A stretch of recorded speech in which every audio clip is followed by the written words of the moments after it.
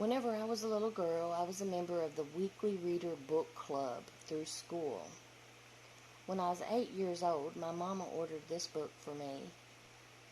It's a very good book that teaches children how to understand death.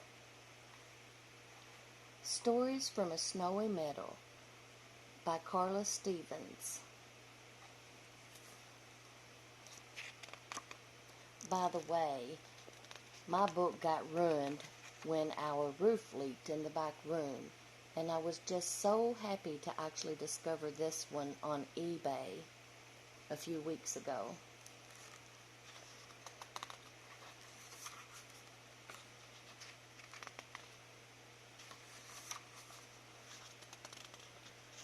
First chapter, The Quilt.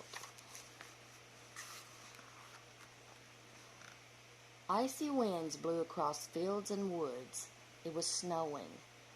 But Mole and Shrew and Mouse were not cold. Below the ground in Mole's burrow home, they were sitting near the fireplace, sewing patches for a quilt.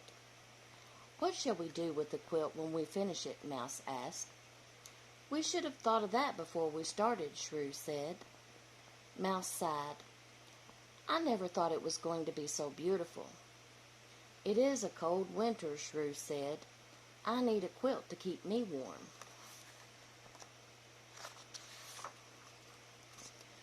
"But I need it more than you do," Mouse said. "I have only one blanket to cover me." Mole pushed his chair back and stretched his legs. "Maybe we should give it to someone." "You mean give it away?" asked Mouse and Shrew. "Yes," said Mole, "to someone who needs it." "You mean after all our hard work, we just give it away?" Mouse shook his head. "Never." "Certainly not," said Shrew. "I have a good idea," said Mouse. "Let's draw straws. The one who draws the shortest straw gets the quilt."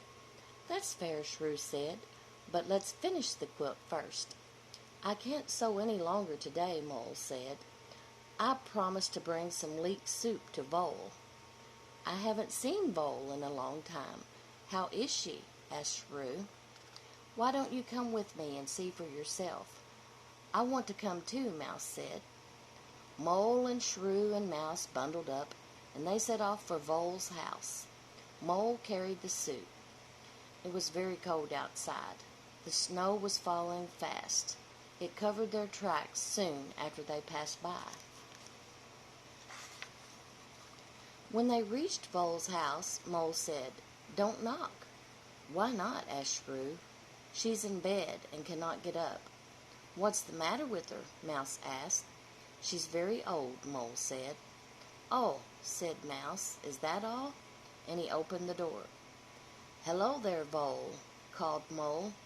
Come in," said a small, weak voice. Vole was sitting up in bed, and she had a shawl over her shoulders. "I brought you some soup." "Thank you, Mole," said Vole. "It's freezing in here," whispered Shrew. "The fire is out in her stove." "There is some wood outside her door," Mouse said. Mouse and Shrew filled the stove with wood, and they lighted the fire. Soon the room was warm. Mole heated the soup and gave some to Vole. She said. "This good soup reminds me of a story. Would you like to hear it?" "Yes, yes," said Mouse and Shrew and Mole, and they moved closer to her bed to listen. Once upon a time there was an old Vole. "Is this story about you?" asked Mouse. "Perhaps," answered Vole. "Listen. Long ago, the old Vole's children had grown up and moved away, but she stayed in the little home where she had lived all of her life. One very cold night, she heard a knock on her door and opened it. In the doorway stood a large cricket.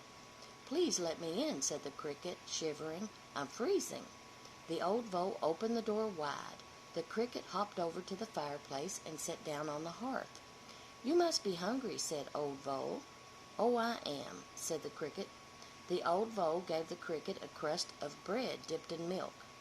As soon as the cricket had eaten the bread, he began to sing. First he sang Down in the Valley. Then he sang Skip to My Lou. "You have a beautiful voice," said the old Vole. "Thank you," answered the Cricket. "If you let me live here, I'll sing for you often." "Oh, that would be nice," said old Vole. And the Cricket added, "I will also give you a present."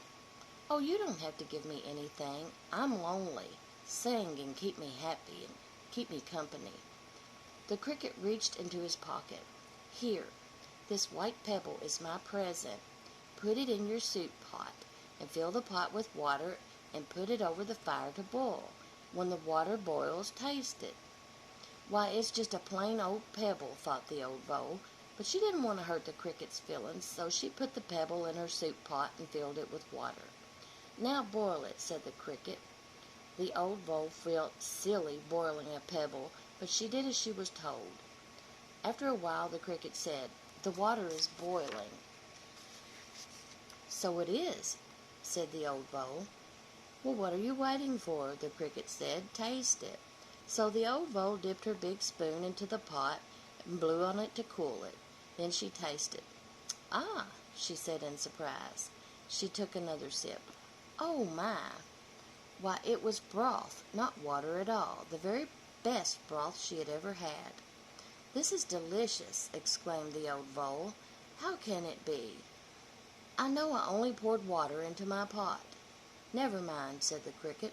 "As long as the pebble is in the pot, you'll never be hungry." He began to sing again, "The Blue-tail Fly." This time the old Vole knew the words, so she joined in the chorus. And that was just how Cricket and old Vole spent many cheerful evenings together for a long, long time. "I wish I had a magic pebble like that," sighed Mouse. "That was a good story, Vole," Shrew said. "Tomorrow I bring you more wood." "I'll stop by with some seeds," said Mouse. "Goodbye," called the three friends. "Goodbye," answered Vole. The wind blew the snow in great swirls across the meadow. It was very hard for Mole to see, but Shrew led the way back to Mole's house. Mouse spoke first when they were indoors once again. "I could tell from Vole's story that she's very lonely. I wonder if I'm going to be lonely when I'm old." "About that quilt, Mole," said Shrew. "What about it?" "It would just fit Vole's bed." "Yes, it would," said Mouse. "Do you know what I think? I think we made it for her, only we didn't know it at the time." "If we work hard, we can finish it in time for her birthday," said Mole. "That's a great idea," Shrew and Mouse said. And once again the three friends sat down to sew beside the fire.